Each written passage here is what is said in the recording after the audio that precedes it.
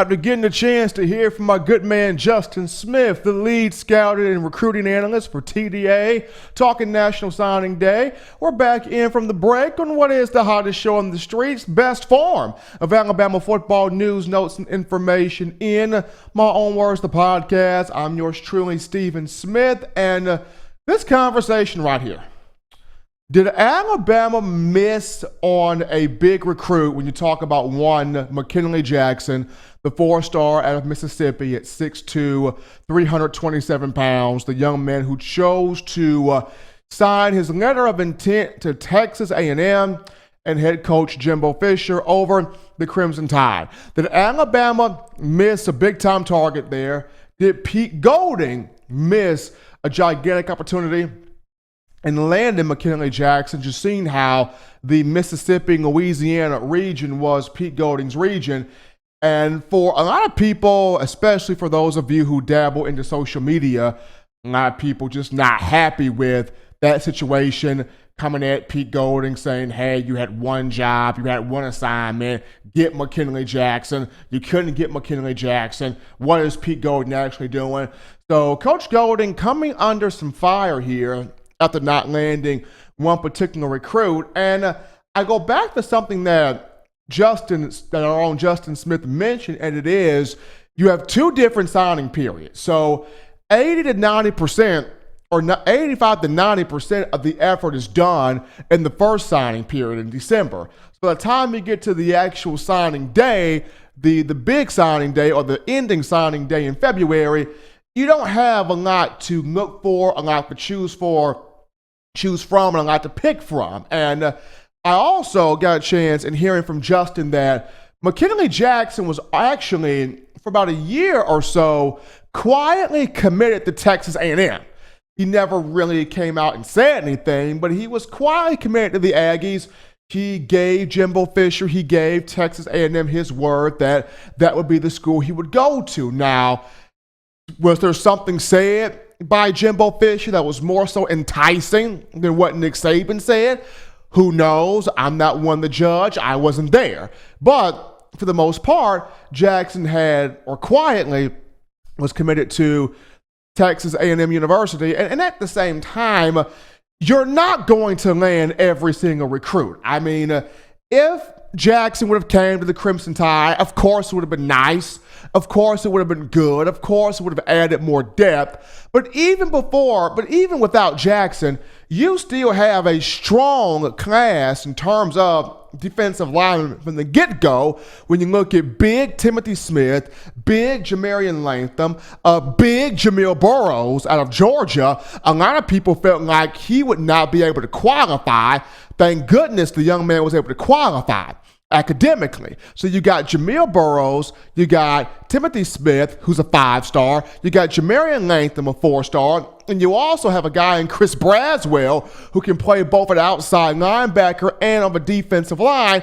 And not to mention, you still have 5 guys from the previous signing class in 2019 when you discuss DJ Dale and Byron Young and Justin Aboigbe and Ishmael Sopser and Braylon Ingram. I mean, on top of that, you got other guys, Stephon Wynn, as well. So Alabama did not lose anybody to the NFL draft aside from one Raekwon Davis. So it would have been nice to land McKinnley Jackson. Yes. It would have been a special day to land McKinnley Jackson. Yeah.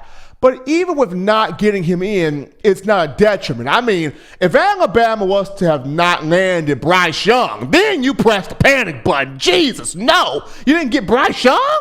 Then you press the panic button. If Alabama didn't land Will Anderson, then you hit the panic button. No Will Anderson? Oh, God, no, panic. If Alabama did not land, a Ronald Williams Jr. Oh my gosh, you didn't get a good corner? Panic, hit it now, smash that thing now. If Alabama did not get one of these inside linebackers in Demoy Kennedy or Jackson Brett, hand that panic, bing, panic. Check my pulse now, is my blood pressure up? Check it. What? Alabama did not land McKinnley Jackson. Take a deep breath, people. Calm down. It is not the end of the world. The sky is not falling. Water is still wet. The sun still shines. Snakes still bite you. And the Lord still is good. So even with you not landing McKinnley Jackson, it's not a big deal. It would have been nice to get him in here, but you're not going to land every single recruit. And if Nick Saban visiting McKinnley Jackson, if Nick Saban coming to this man's house, if Nick Saban eating the same collard greens, chicken, and cornbread that McKinnley Jackson's eating, and not even Nick Saban coming into this man's house could land McKinnley Jackson, then McKinnley Jackson, it was just not meant for him to beat Alabama. I know y'all don't think like that, but it was probably just not meant for McKinnley Jackson to beat Alabama. But anyway, we're going to take another break here. We're going to come back to continue this conversation and wrap things up on why this is not a big deal. We'll be back. If you're an avid Alabama Crimson Tide fan and you love to flaunt it, then show your Alabama Crimson Tide support by grabbing the All-Bama sneakers. They feature bold Crimson Tide graphics, so no one will be able to question where your allegiance lies. When you add these sweet sneakers to your Alabama Crimson Tide collection, go to stsfootwear.com and use the code TDAlabama for $15 off your purchase. That's code TDAlabama for $15 off your purchase. Go to stsfootwear.com and get your All-Bama sneakers today. Touchdown Alabama Magazine is Alabama football's premier publication. A subscription to Touchdown Alabama Magazine is the perfect gift for any Alabama fan. For exclusive news and information, recruiting updates, a free annual print magazine, and more, go to touchdownalabama.com and click join. Only $5.95 per month or pay $49.95 for a full year subscription. That's a saving of almost $22. Make sure to subscribe before it's too late and get our new freshly printed end of the year magazine issue. Go to touchdownalabama.com today and roll Tide. We're back in, folks. So getting back to the conversation before we went to break there, it is not the end of the world that Alabama did not get McKinnley Jackson. Would it have been nice to get him? A little tongue-tied. Would it have been nice to get him? Yes, of course. But at the end of the day, Alabama's still a strong defensive line class full of 4 and 5 stars, a strong group at both linebacker positions, a strong group at running back, a strong group on the offensive line. And you got your quarterback in Bryce Young. You also got, some quality at wide receiver. And that's not to mention, folks, Alabama got a kicker in this class. The Chase Allen kid out of Texas. I know he's a walk-on, but Bama even got a kicker in this class. So not the end of the world that it didn't get McKinnley Jackson. And even though, it was Pete Golding's region, you're not going to get every recruit. And Nick Saban was there with Pete Golding. And Freddie Roach was there with Nick Saban and Pete Golding. So all 3 coaches were visiting McKinnley Jackson. All 3 coaches were drinking the same Kool-Aid out the mason jar. All 3 coaches were putting the same hot sauce on that fried chicken. All 3 coaches were eating the collard greens mixed in with fatback and cornbread. All 3 coaches were at the man's crib. And if Nick Saban, who is supposed to be the closer, the man, the guy, everybody wants to play for Nick. Everybody wants to be around Nick. Nick Saban is that dude. He's the one making $11.1 million with an M dollars. And if sitting with Nick Saban was not enough to land one McKinnley Jackson, then it was not meant to be for the brother to be at Alabama. And that's okay, because when you look at it like this, with the exception of 2 recruiting classes, you look at 2018 and the 2019 class, every class that Alabama has brought in has been a part of a national championship. And not all of these classes have been number 1 classes. Now, there was a 8-year string where Alabama had the number 1 class, but you had some classes that were number 2, number 3, number 4, number 5, and still, these guys winning national championships. And I go back to something Nick Saban mentioned. Saban is not about rankings, just like he's not about mock drafts, just like he's not about, social media. He tells a story. He wakes up, watches the news, drinks his morning coffee, have a Debbie cake, Make sure Miss Terry has his suits lined out nice every morning. Nick, just like Nick is not concerned about a lot of things, Nick is not concerned about recruiting rankings.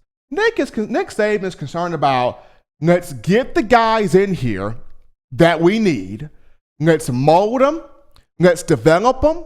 Let's put the weight and the muscle on them that they need. Let's keep them healthy for the most part. Let's train them in the art of Alabama football. And for the ones that we know that can contribute right away as freshmen, let's get those freshmen prepared to contribute right away, regardless of what position that may be in. But at the end of the day, the idea that Nick Saban has for a lot of these guys is getting them prepared for the next level, that being the National Football League when that moment comes for these young men, and also getting them prepared for life after football. Because as we all know, they're not going to play football forever. But you would love to play football forever. You're not going to play football forever. At some point, that career is going to come to an end, and you have to be prepared to execute or be efficient or go about life outside of football. So while a lot of us, and myself included, we fall victim to the bells and whistles, the bling, the giggles of having the number one class. Oh my God, we just signed the number one class. Yes, number one. We're number freaking one. You get so used to signing the number one class, and when you don't sign it, you're looking like, what the Sam Hill is going on? Why we didn't sign number one? Nick, Nick, why we didn't sign the number one class, Nick? Hey, Nick, what's up? These kids ain't trying to play at Bama, Nick? Let me pull up on them. These folks ain't trying to play in Alabama? Why we ain't getting this number one class, Nick? I need to know. This supposed to be the Crimson Tide. Why we don't got the number one class? Why there are times where we, and myself included, act in that manner. Nick Saban, who is entering his 13th year as the head man in the fall, has one heartbeat, one mission, one sound, one goal. Attack the needs, get the needs in here, develop, train, and get guys prepared to play winning football. Well, folks, that's going to do it for today's edition of shows here in My Own Words, the podcast, Highest Show on the Streets, Touchdown Alabama Magazine.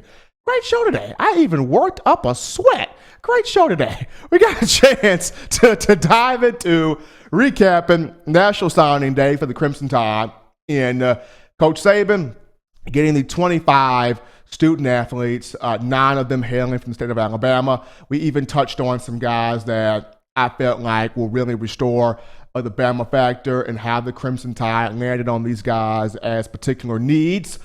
From there, we sat down with my man, Justin Smith, the lead scouting and recruiting analyst for TDA, to dive in more into signing day. And last but not least, I went on my spiel about people. It's not the end of the world that Alabama did not get McKinnley Jackson, okay? It would be nice to get him, but Alabama, even without him, still a strong, concrete class that for the first time since 2009, Alabama landed a good chunk of the class from this state of Alabama. As always, you download the Touchdown Alabama Magazine app. Invest in yourself. Be the smart fan. Do the right thing.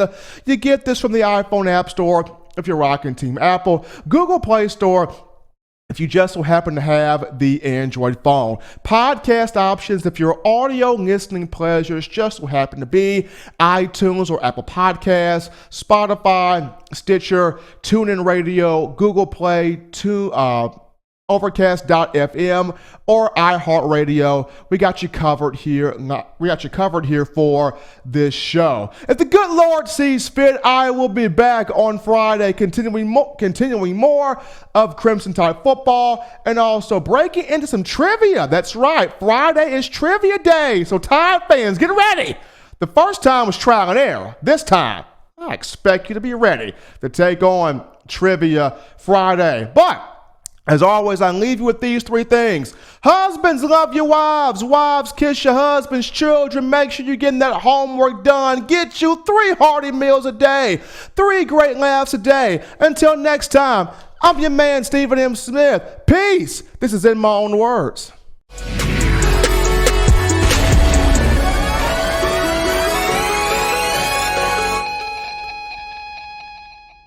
Subscribe right now for the best in Alabama football content. You can also download the Touchdown Alabama Magazine app for your iPhone or Android.